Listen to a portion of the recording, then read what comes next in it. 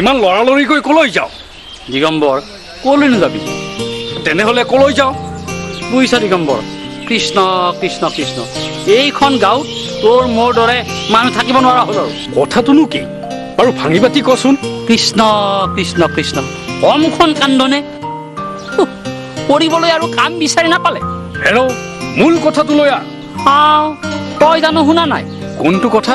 এই ধৰ্মেশ্বৰৰ পুতেক প্ৰাঞ্জল বোলাটোৰ কথা। ধৰ্মেশ্বৰৰ পুতেকে কি কৰিলে? কৃষ্ণ কৃষ্ণ কৃষ্ণ, যোৱা ৰাতি এজনী ছোৱালী পলুৱাই আনি ঘৰ সোমাইছি। সেইটোনো কথা হ'লনে আৰু?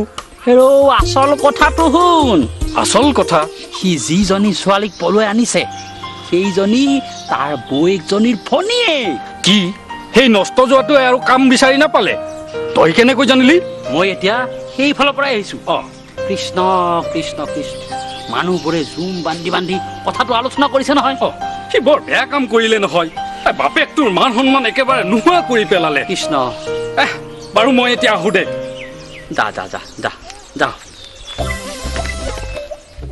ইমানকৈ কথাষাৰ কৈ আছো, মোৰ কথা কিবা শুনিলেহে। এৰা খং নকৰিবাচোন, মোৰনো কি হৈছে? সামান্য মনটো ঘূৰাইছে। হ'ব হ'ব, এতিয়া কথা সলাব নালাগে। তোমাৰ দেখিছো এই বয়স হৈ অহাৰ লগে লগে খংটো বেছিহে হৈছে, বুজিছা? এৰা কি জানো অকলে ইমানবোৰ কাম চম্ভালিব পাৰিব? কিয় নোৱাৰিব? এই সকলোবোৰ কাম এসময়ত জানো সিয়ে চম্ভালিব নালাগিব?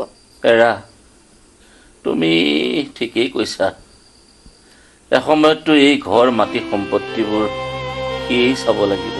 সেইকাৰণেই কৈ আছো, এতিয়াৰে পৰা সি সকলোবোৰ দায়িত্ব মূৰ পাতি লওক। দেউতা? গোপাল আহিলি? ঐ গৰুকেইটা বান্ধিলি নে? বান্ধিলো। হেৰৌ তোক এটা কথা ক'বলগীয়া আছিল। কি কথা দেউতা? পাই গোপালো, দেউতা মাৰ আৰু মই মিলি স্থিৰ সিদ্ধান্ত লৈছো, আজিৰ পৰা এই মাটি বাৰী ঘৰ সম্পত্তি সমস্ত তোৰ। তই এইবোৰ চম্ভালিব লাগিব বোপাই। বোপাই, তই ৰাগ নকৰিবি, তোৰ ওপৰতে আমাৰ সকলো আশা।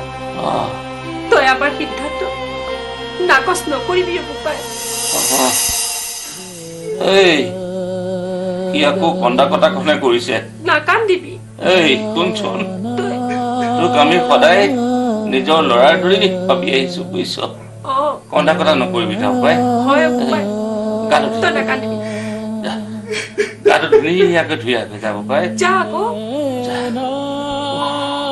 নাকান্দিবি, আমি স্থিৰ সিদ্ধান্ত লৈছো, উচিত সিদ্ধান্ত লৈছো। দেউতা